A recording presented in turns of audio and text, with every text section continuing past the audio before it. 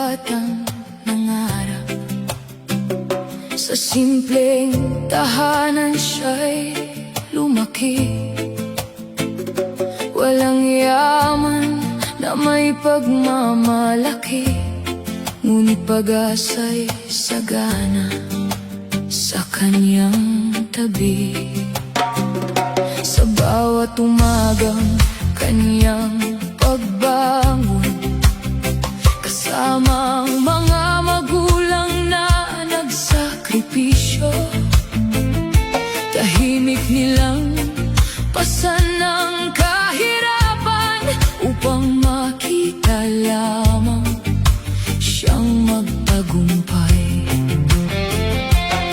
Kahit kapos ang buhay noon, hindi nila pinabayaan ang pangarap. Pagmamahal ang kanilang puhunan na naging lakas ng isang kabataan.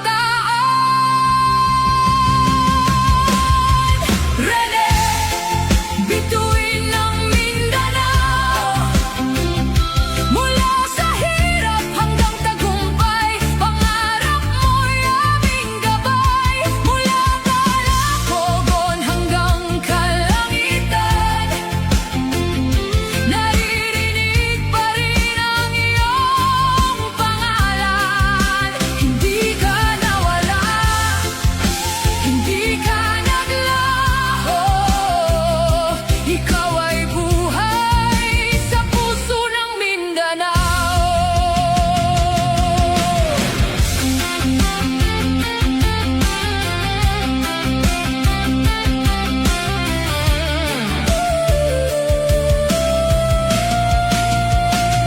At nang dumating ang tagumpay, buong Mindanao ay kanyang pinasaya. MVP ng palarong pambansa, bayani ng kabataang nangangarap pa. Nang dumating ang araw ng pag-alisan, maraming pusong nasasaktan. Bakit ang isang batang puno ng pangarap ay agad kinuha sa murang edad? Ngunit sa bawat luhang pumapatak, may alaalang hindi mabubura. Isang anak na naging dangal ng kanyang ama, ng kanyang ina, at ang buong Mindanao.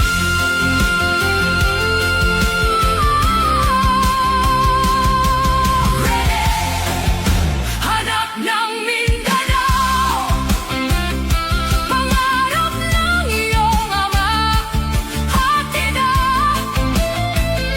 Maaaring nawala ka sa aming paningin, ngunit kailanman hindi sa aming damdamin. Mananatili kang buhay sa bawat tagumpay, sa bawat laban, sa bawat pangarap. Bituin ng Mindanao, bituin ng Mindanao.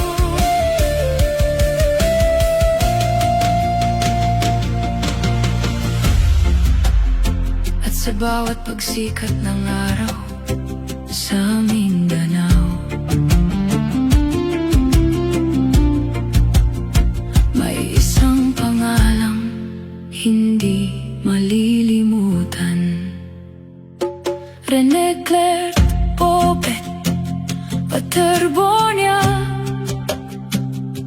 ang inspirasyon ng kabataan, ang bituin na